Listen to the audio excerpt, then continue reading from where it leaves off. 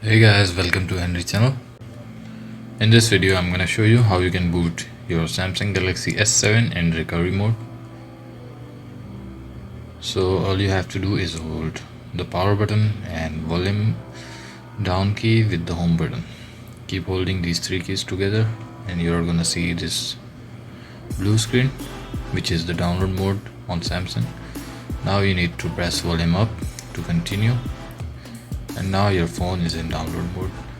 Now you can flash your device or change your phone's ROM, add any custom recovery, do whatever you want to do. So now I'm gonna show you how you can exit the recovery mode.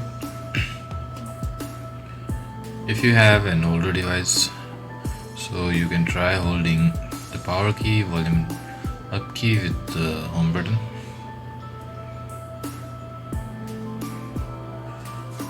If it doesn't work on your phone, so you have to hold the power key and both of the volume keys together. Let me show you. First try this. Okay, so it's not working.